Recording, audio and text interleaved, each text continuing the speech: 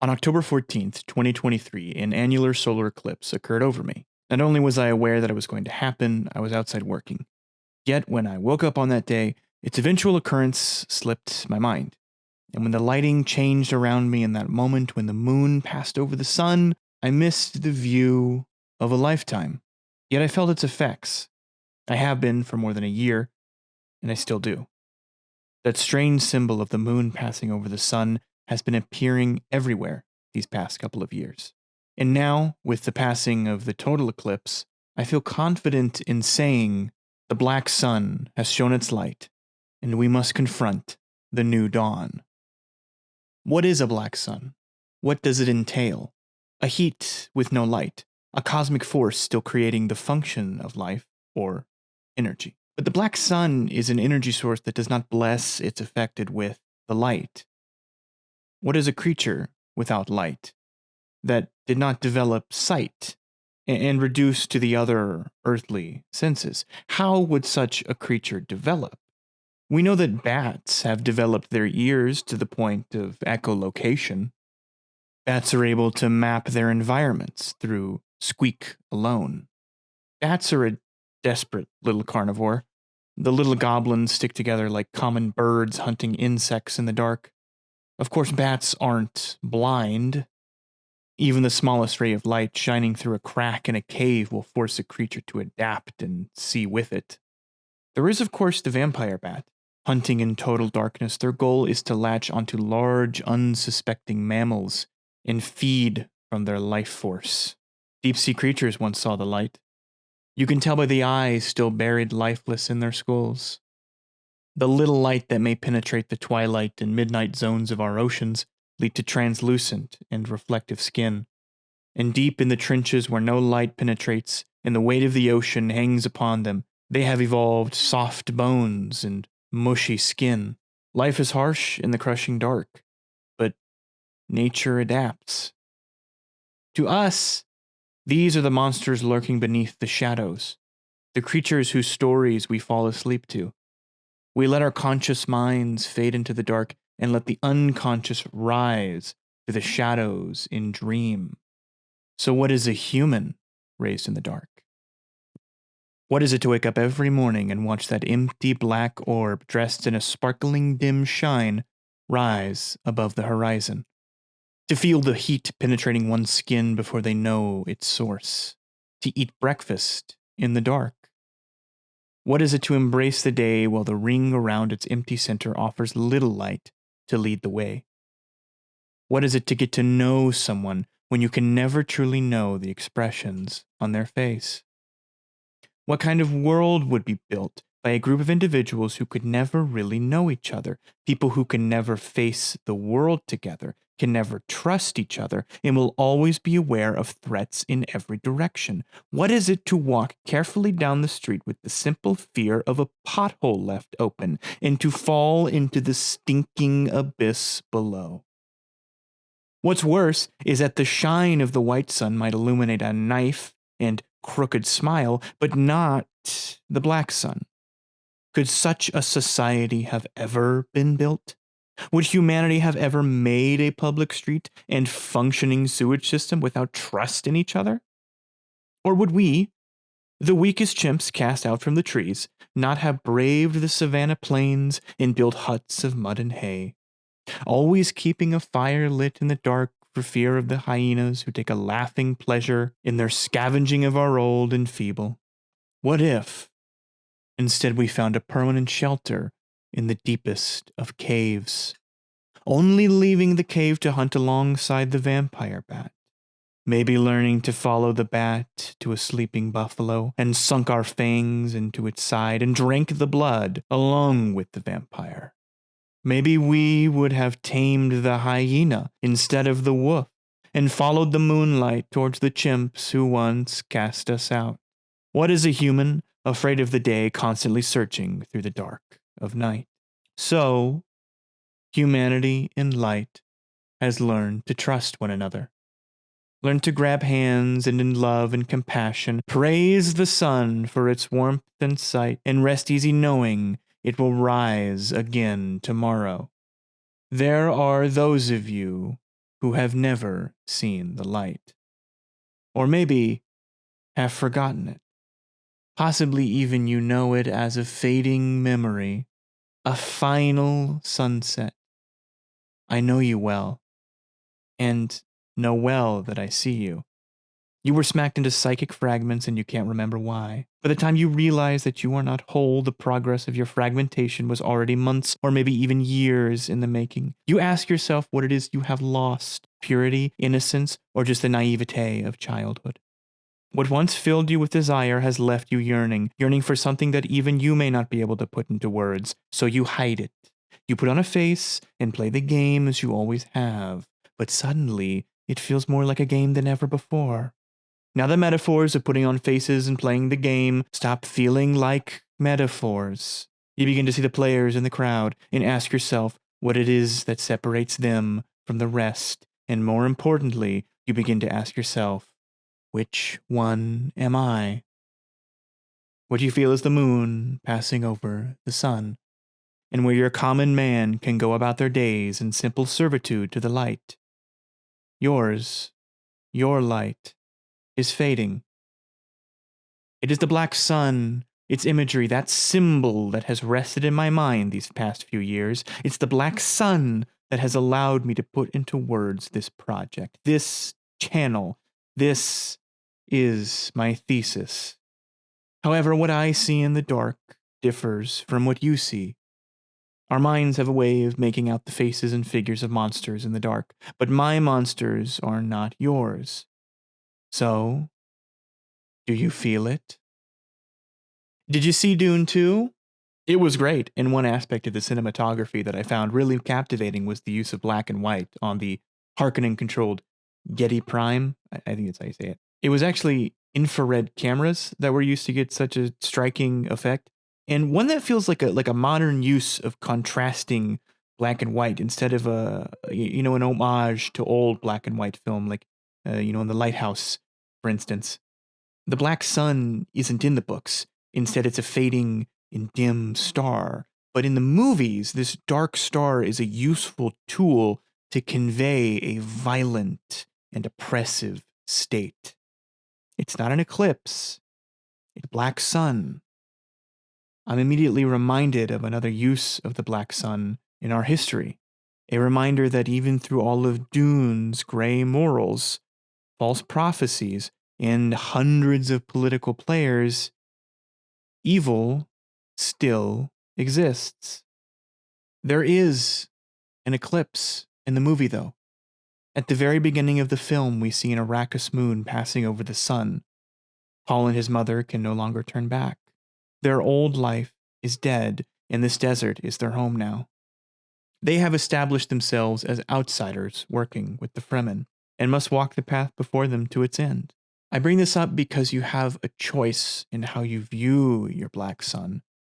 Born in the dark, or having simply adopted it, the choice is always yours. You can let the darkness hang in the air and cut down all of your perceived enemies until you have reached the top of something you have been led to believe is your right to conquer towards. Or you can let the moon pass over to the other side of the sun and begin to see the light that has always been there and realize it was you who was blind to the light. The black sun acknowledges power and ability alone, beyond as it deems the labels of good and evil. The black sun imposes an unquestionable willpower through the skin of its victims, burning away the dirt and hairs that scatter their stretchy skin. They walk the streets burning dark, fueled by an indescribable and invisible force to those non-believers. They, the blessed, by their own reason or belief, decide where their paths are directed from the black gasoline in their engines. They know there is black blood cells running through their hearts and embrace it fully. When you strip love from your heart and good from your soul, you find that the only real truth in the universe is the will of power. Gods die with the men who worshipped them. Morals falter with the tides of political change. And an angel only gets their wings when they have proved themselves first as a daemon. When given power by the white sun, in light it guides its neophytes towards the principles it has already set forth for them to find. The white sun shines for its worshippers, each other. The white sun worshipper must see with their eyes the truth, but they create nothing. The black sun will not show you the light. It only demands that you, and you alone, are powerful, and you, as an autonomous being, make your own decisions. At the cost of the light, you gain freedom. In this manner, the white sun will always have some unity and cooperation that the black sun can never dream to life. Those that have stared through the black sun can never work together towards the same goal, as every goal is first idealized by the individual. Unlike the adepts and prophytes leading initiates out of the cave and into the light of the white sun, those inflamed in the passions of the black sun do not find it advantageous to lead others towards the source of their power. Only when undisturbed by conflicting interests can they see each other as equals. When goals and dreams begin to enrapture a human soul and guide it as an individual in destiny, other people become either tools, obstacles, or even goals in themselves. So, I'd like to end with a story. Smooth stones lay at the edges of a forest path filled in with dark mulch. The tree line is thick, and signs suggest that hikers stay on their designated paths. Many are born at the beginning of their forest path. The white sun shines brazenly at dawn. Though the tree line may lead to an unknown darkness, each hiker should have no trouble walking the path as it is laid out before them by the shine of the white sun. Through every twist and turn and over and under fallen trees, they have the light of the sun to thank for guidance. There is a day for many when the forest beckons to them an invitation into its depths. When paths converge, the old always say to the young, "Stray away from the heart of the forest." But there is always a day when the trees wave their leaves and split open a path into the dark forest between the paths. A crow calls out to them from within its depths. Many ignore, but the curious and brave, or maybe stupid and reckless, answer its call. In my experience, though, it is the fractured who push open the path into the unknown. Those who were once content with the light of the sun and have begun to feel that they are missing something. I was young when I made this journey, so young I had begun to believe there was never a life before the heart of the forest. My memories of the dark forest and the lighted path had been muddied by the rain. I lost myself in the forest, and I began to grow with it. What I learned first is that one should act as if there's a snake in every tree, that every ant colony will sting you, and the vultures, when they eye you, are just waiting for you to die. But when they aren't eyeing you and are circling far above in the distance, you found something to kill. I learned to scavenge the nuts and berries. I picked up the scent of the wolves and covered myself in mud before they could pick up mine. And in that forest, hidden between two veins of its heart, is a place I could call home. A clearing. My clearing. I had shelter, nearby fruit trees, and at night I could always fall asleep to the sound of the running stream in the distance.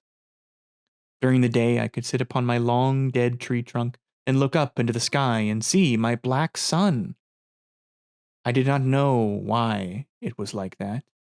I had faint memories of a white sun, but I thought them dreams.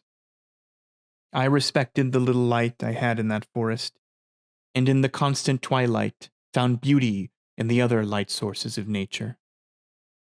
In the summer, the light bugs would flash, And in the fall, the flame toads would stretch out their bellies, a red light whirling around inside, like little drakes charging up their first fire blast.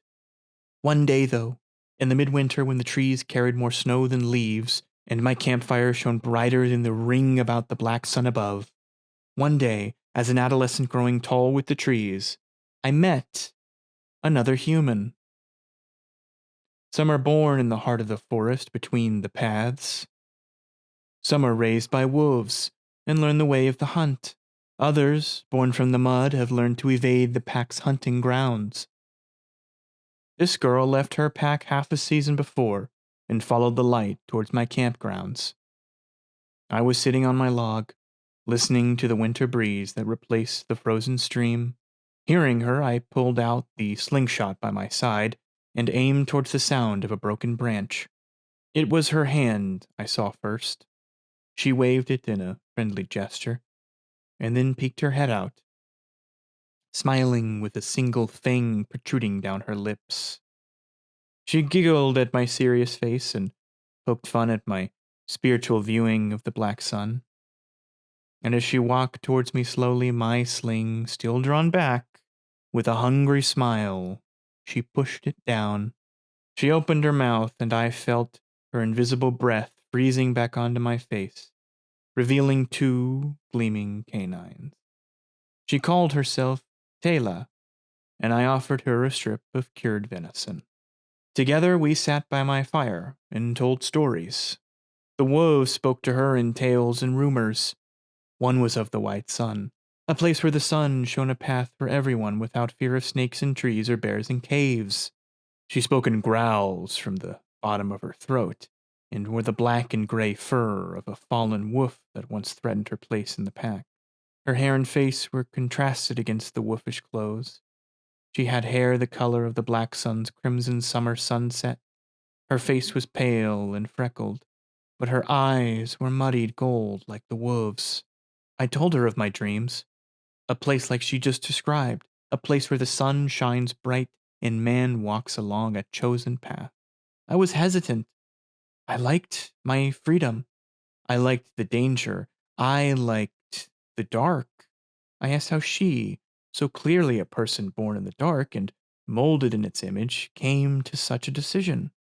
She only shone her toothy smile and asked if I had an extra bed.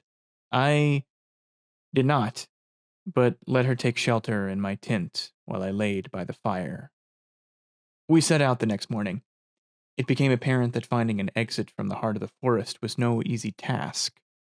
One cannot simply walk into any path weaving through the forest, for the paths weave in such a way that no one but their owners stumble into them. We had to find our own paths. It was in this journey that we encountered the strangest mysteries that lay waiting in the heart of the forest. Taylor found her own body in a river, frozen dead beneath the ice. I came face to face with a giant flame toad who could spit fire like a dragon. I burst its belly into a firestorm that raged behind our trail for days. I would go aloof, and she would save me from a fall into the shadowy snake pits. She would stomp around too brashly, and I would save her from the sinking strike of a myrtle owl. Many nights we slept in trees. On one occasion we stumbled into an abandoned cottage to discover that it was haunted by the spirit of my lost father. I still remember holding his dead, ghastly form in my arms. And then one day, I noticed something odd about the trees. Two trees parted to reveal a white light on the other side. Hela did not trust this light, seeing it as a trap by the forest, an organic illusion of a mean-eating tree here to trap us inside. But I knew. The dreams turned to memories, and I heard the same crow call out from that fateful day almost 2 decades ago, but this time, it was in anguish. I knew it was on the other side. I grabbed Taylor's hand, and despite her protest to unhand her with a flashing of her fangs, I pulled us through to the other side. In the peaceful years, we have walked side by side through the light of the white sun. Night has yet to come. There are times when our paths converge with other travelers.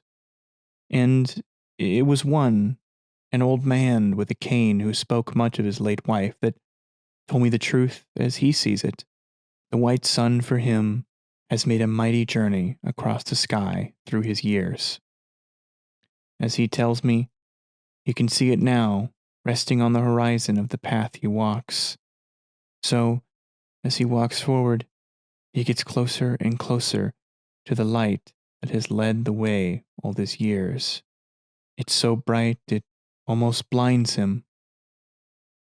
Now I see it, the sun shining bright in the midpoint between the east and center of the clear blue sky, has moved a few degrees these past couple of years, and as I notice the fate of time before me, the trees in the forest line part to reveal the dark once more, and the call of the crow beckons me forth.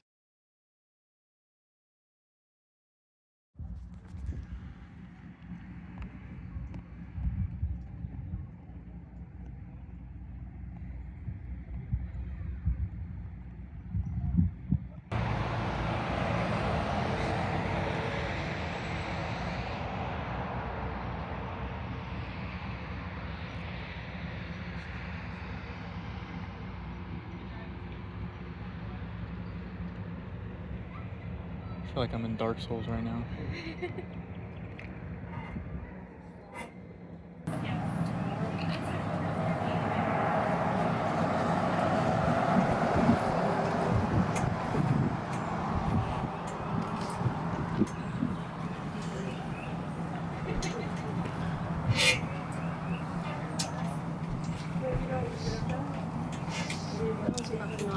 Yeah.